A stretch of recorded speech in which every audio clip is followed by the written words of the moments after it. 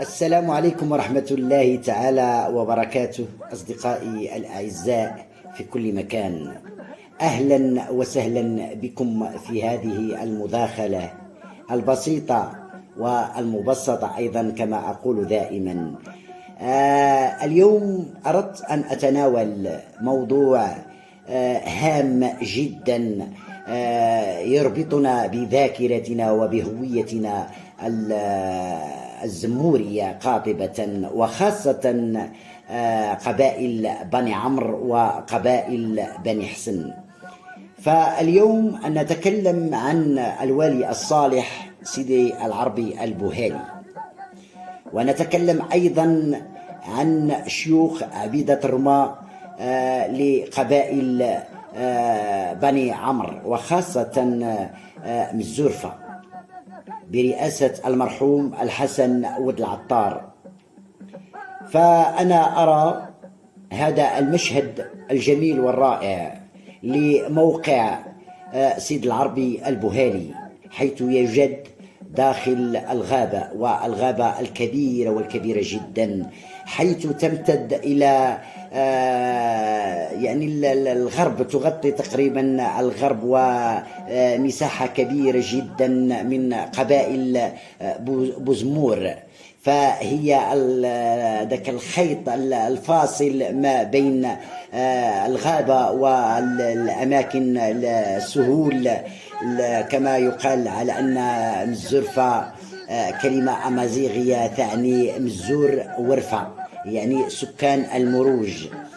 فهذا الولي الصالح اتخذ هذا المكان، وهو نقطة فاصلة مسافة وما بين يعني بن حسن وقبائل زمور. وهنا يضرب الموعد كل سنة لإحياء هذه الذكرى وإحياء يعني الموروث الثقافي بكل روافده، وخاصة ميثاق طاطا ما بين بطون بني عمرو وبطون بوزمور قاطبة مع بطون بني حسن.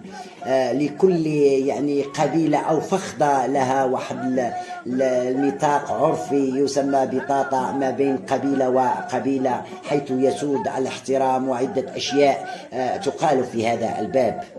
فقصائد الحسن ود العطار أيضا تتكلم في هذا الباب وتمجد أو تعطينا صورة تقريبية من الذاكرة الشفاهية حول هذا الوالي الصالح، حيث قال سيدي الحسن ود العطار بعض الصور الشعرية التي توصف لنا ما كان عليه هذا الولي الصالح وما تناقلته الذاكرة الشفاهية.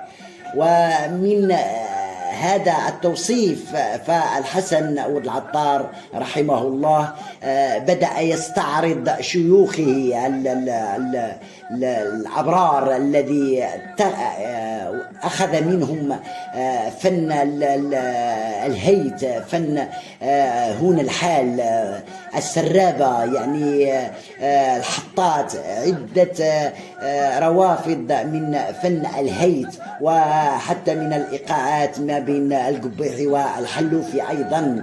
فمجد في المرحومين وما أخذ منهم بالأسماء، ذكر شبيشب وذكر سيدي محمد وذكر عدة أشياء، ولكن في الأخير وجه رسالة إلينا جميعا، فحيث قال وآخرهم الحسن ود العطار: رحمك الله أيها الفاضل الذي جمعت لنا ونهلت من شيوخك وأبدعت وجعلت لنا يعني واحد الكنز كبير كبير جدا اللي نهلوا منه عدة جهات من المملكة وتغنوا بهذا الموروث، وللأسف لم يقولون على أن هذا الموروث من هذه المنطقة ومن هذا الرجل ومن شيوخه الأبرار رحمهم الله. أترككم مع هذه الصور الجميلة والرائعة لموقع سيدي العربي البوهالي، ونشنف أسماعنا بالميزان وبكلام المرحوم الحسن العطار والمجموعة. فرجة ممتعة. أخوكم محمد الشتواني، باحث وشاعر مهوس بالثقافة الشعبية. تحياتي لكم جميعا.